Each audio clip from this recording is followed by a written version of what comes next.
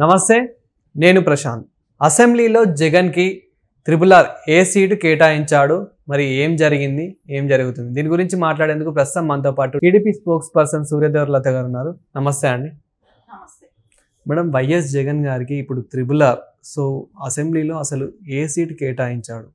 Jaganmohan Reddy actually ఆయన మనం గత కొద్ది రోజులుగా వింటూనే ఉన్నాం. ఆయన నాకు ప్రత్యేకంగా గుర్తించాలి, ప్రతిపక్షంగా నన్ను గుర్తించాలి అని మాట్లాడటం. సరే, ఏదేమైనా కూడా గుర్తించకపోవటం అనేది ఆ కండిషన్స్ ఉంటాయి.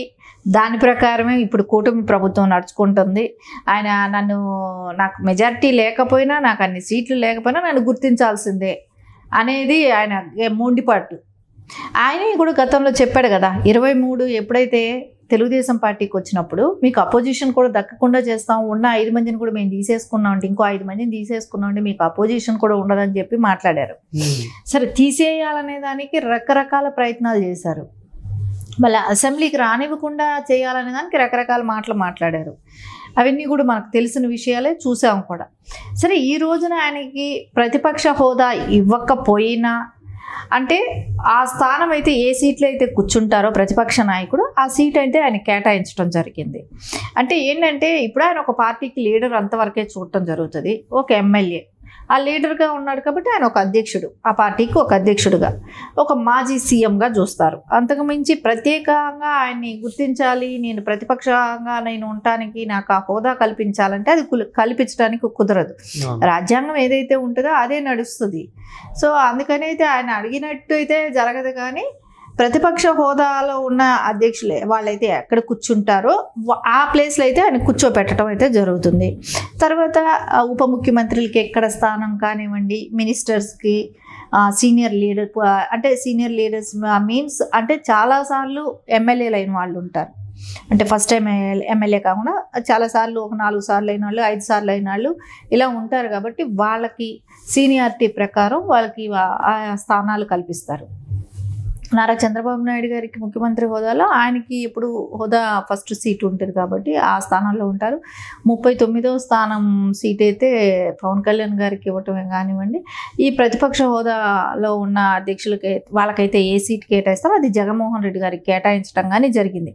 కానీ ఇన్ని వెసులుబాట్లు కల్పించినా కూడా ఆయన అసెంబ్లీకి రానంటాడు. నీకు కావాల్సింది ఫ్రంట్ రో సీటు, ప్రతిపక్ష హోదాలో కూర్చునే సీటు కావాలి. సరే, నీకు వచ్చిన టైంకి నువ్వు మాట్లాడాలి, అంతే కదా. సో ఇక్కడ ఎక్కడ ఆయన తక్కువ చేసింది ఉంది? సో కూటమి ప్రభుత్వం ఎక్కడ తక్కువ చేయలేదు కదా. నీ హోదాకు తగ్గట్టు నీకైతే అవి ఫెసిలిటీస్ కల్పిస్తున్నారు కదా. కానీ ఇక్కడ ఒకటే, ఆయన నేను చెప్పిందే జరగాలి, నేను చెప్పిన మాటే మీరు వినాలి అనేటట్టే ఉంటున్నారు. కానీ ఇకనైనా కూడా ప్రజల కోసం పనిచేసేటట్టు ఇకనైనా చేస్తే బెటర్గా ఉంటుంది.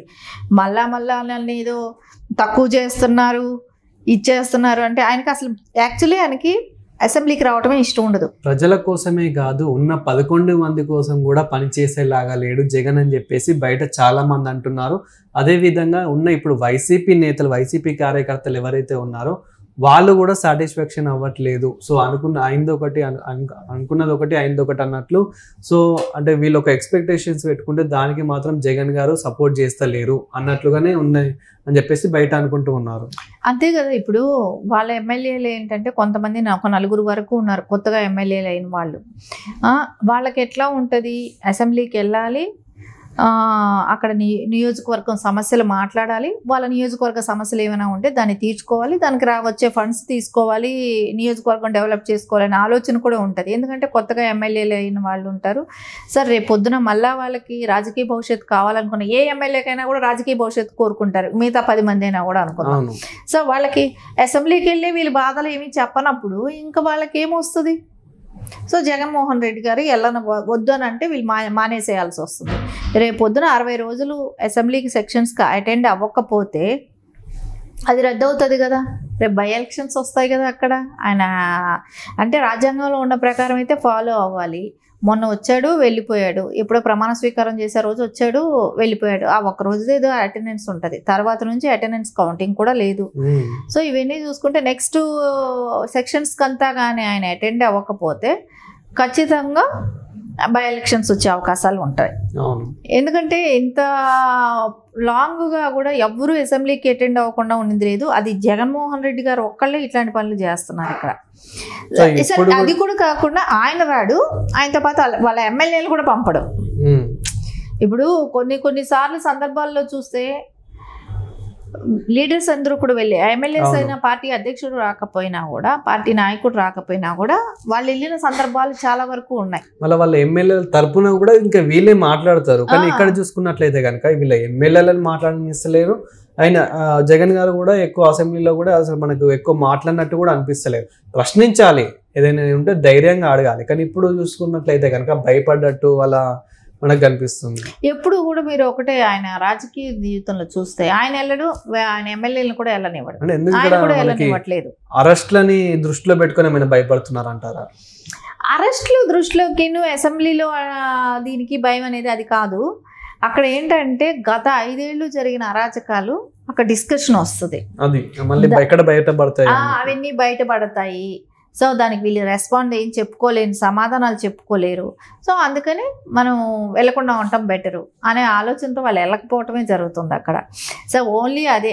ఇంకా అరెస్ట్లు అంటారా, అరెస్ట్లది ఎవరి మీద కేసులు ఉంటే వాళ్ళ మీద అవి ఏదైతే ఉంటుందో కేసులకు సంబంధించినట్టు వాళ్ళు ఏదైనా ఇప్పుడు ఎక్కడైనా స్కాములు చేస్తే దాని తాలూకా, భూ కబ్జాలు చేస్తే దాని తాలూకా, అంటే ఎవరైనా ఎస్సీ ఎస్టీలతో ఇది పాల్పడితే ఇప్పుడు వంశీ లాంటి వాళ్ళతో అలాంటి కేసులు, నోటి దురుసుతో మాట్లాడితే పోసాన్ లాంటి ఇలాంటివి వాళ్ళు చేసిన పనులు బట్టి అది ఉంటుంది. సో అది అందరికీ వర్తించదు కూడా. ఇప్పుడు చూడు వాళ్ళల్లో కొత్తగా ఒక 4 ఎమ్మెల్యేలు వచ్చారు 11 మందిలో.